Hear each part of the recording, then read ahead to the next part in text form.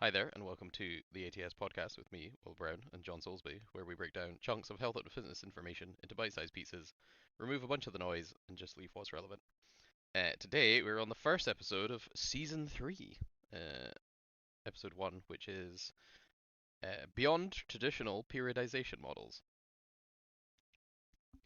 Uh, I suppose a good start, define periodization. oh god, the nerds are going to hate us.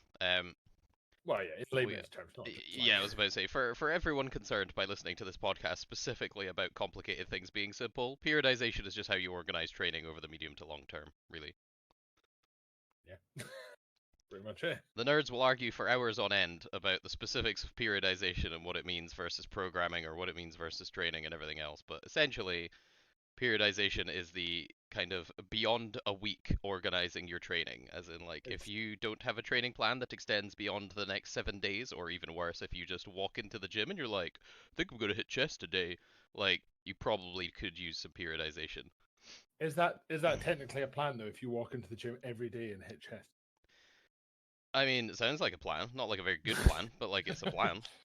um, If your goal is to have a eventually like in the short term a very stimulated and fatigued chest, and then in the long term like a very overtrained chest, sure, sounds good. uh, but yeah, I do think it's essentially a word made up so that we sound better.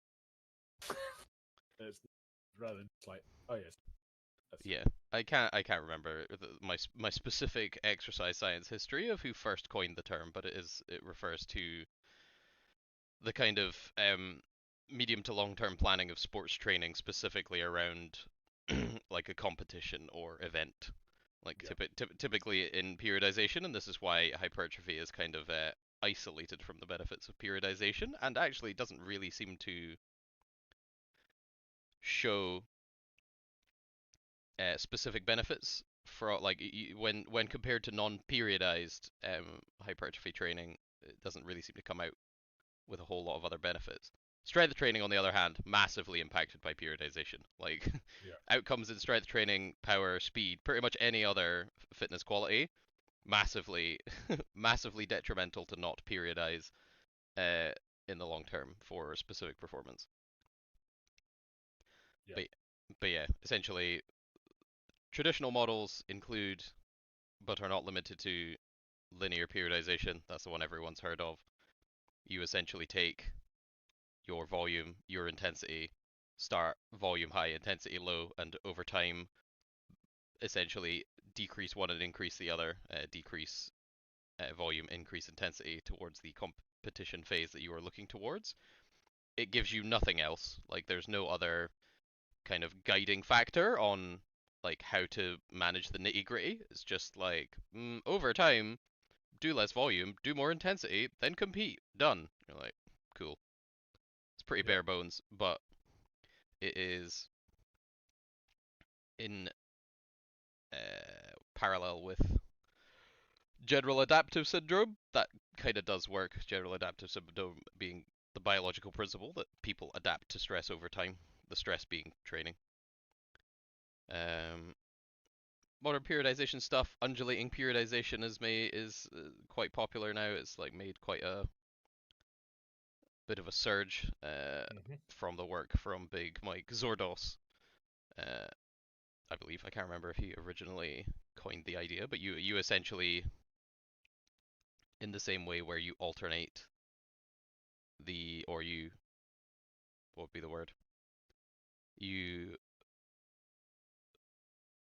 essentially work those two variables toward each other over time. In an undulating model, you essentially, it's almost like two wavelengths that hit opposite amplitudes, where if intensity is high, volume is low, but you take that over a much shorter period of time. So like you could do it weekly or daily if you want, where if a workout or a session is particularly intense, the volume is low, and then you have another session that is higher volume, lower intensity within the same week, and over time you trend all of the variables of those workouts up, the intensity and the volume over weeks to months, but they undulate in the course of a week like a mesocycle, which is kind of interesting.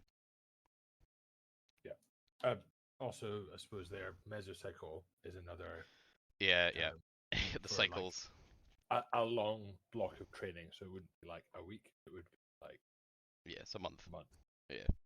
wherever you have to. Macro cycle, big, Yeah, annual, meso, medium, monthly, micro, weekly, small. And yeah, you'll there's a whole world of stuff out there. If you're ever like, damn, I really wish I didn't really have to think about my training absolutely every session, but you're also like, don't really want to bother hiring a coach. Like, it can't be that fucking hard. Like, I hung my own pictures. How hard can training be to organize? Uh, Feel free to get around and Google periodization and try figure some stuff out. yeah, Modern periodization is unsurprisingly modern, which is more so a set of guiding principles in a kind of hierarchical pyramid structure, which sounds like a pyramid scheme, but I mean, it kind of is. Um, where you just have tiers of importance of choices. Essentially, it's like a yeah, I guess it's kind of like a pyramid of pyramid of priority. I'm just trying to get the actual picture up so I can better articulate my thoughts. The Yeah, it's like a pyramid of priority stuff for what to do and like what choices to make and what things will matter the most with regards to training. And unsurprisingly, consistency and specificity are large.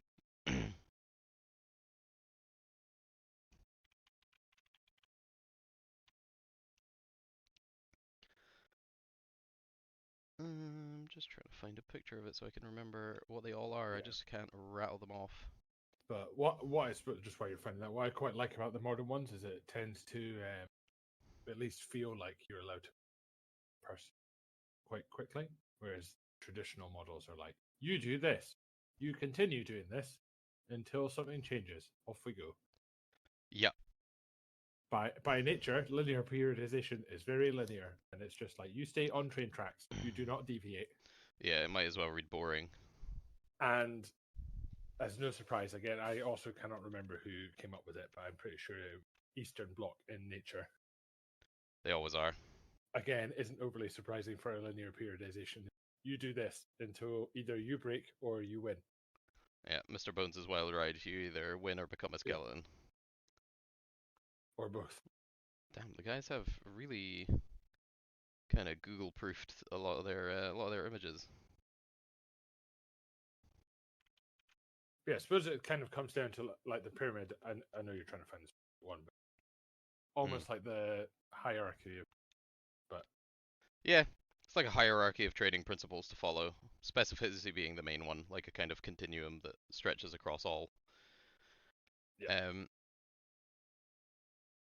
but yeah, it's worth looking into. It's a lot more digestible and answers a lot more. It helps you answer a lot more of the questions that come up when periodizing training over the long term. So if you're like again like an amateur runner or like you're like you did like last year you did like a couch to 5k and now you're like I actually feel like kind of doing a 10k and like you either like do an app or whatever, or this year you're like I did a 10k last year, I kind of really want to do a marathon, but that seems a lot more serious. Like how would I train for that without like just paying somebody to tell me?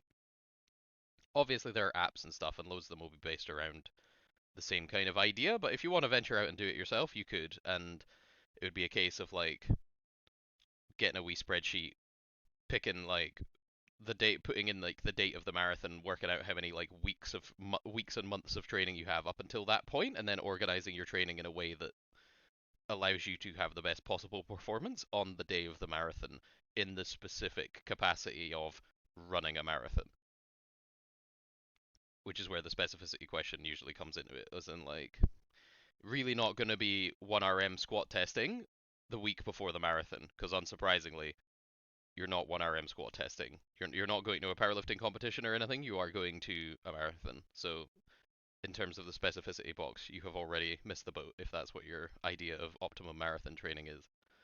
yeah, Like in the pre-competition phase, you will likely be doing the competition thing, which in this case is close to marathon distant running, broken up into some very high volume very high volume runs and some very intense pace running, with the likely idea of doing very little running in the couple of days to half a week before the marathon so that you're fully recovered and in the best shape possible to then go on and run a marathon.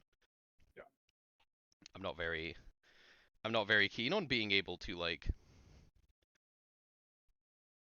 I suppose in running it's more about pace though actually. So you could on a single distance try and cover that, but I feel like that would destroy you like way too close to the marathon. You would need to do that quite far out if you wanted to actually test run marathon stuff. And this is where we get into the like the nitty-gritty training discussions of like if I had a client doing this, I would essentially have to do some kind of testing or some kind of thinking to look into like would that be appropriate? Like if we do like a single distance like 20 miler 3 weeks out, is that going to be mental? Like how what's their relative training volume look like close to that Well, or I'm gonna find out because one of my clients is running a marathon next next when?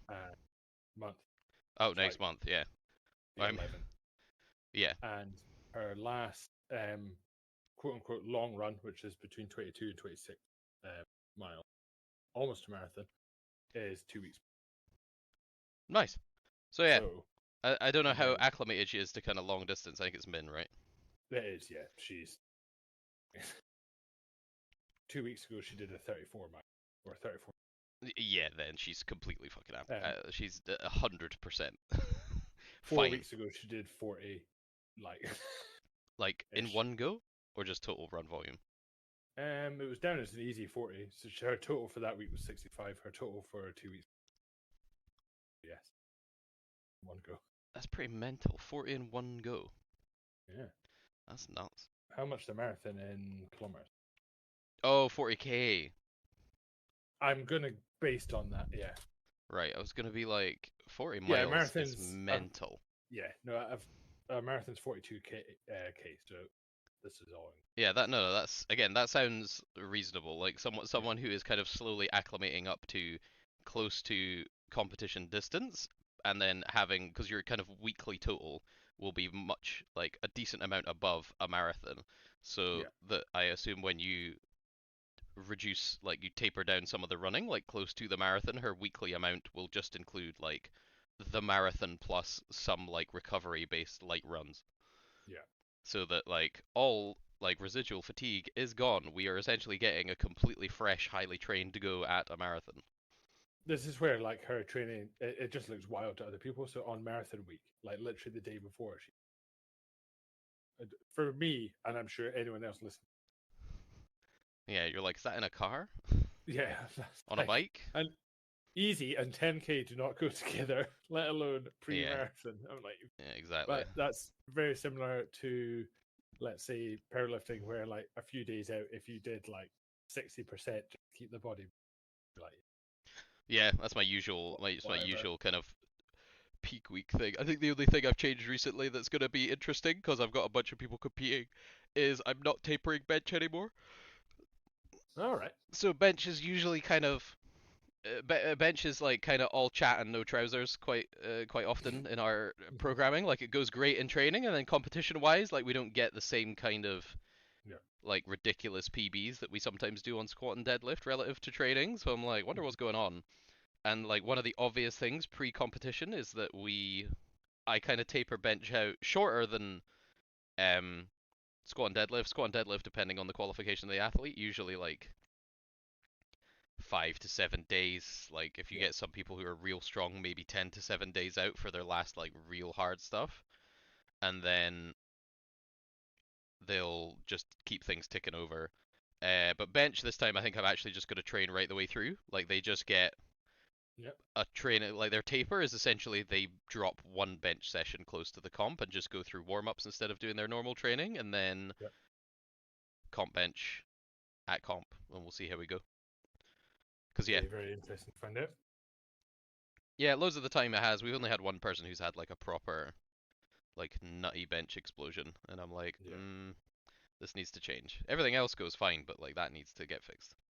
Yeah. Yeah. So apart from that small diversion at the end, periodization, organization of training over time, definitely required if you want to get better at something over time. So you can either work it all out for yourselves, or you can pay someone to work it out, or because a bunch of people with loads of experience on how to work it out. Pretty good thing to invest in if you care about your trading. Mhm. And we will see you all in the next episode.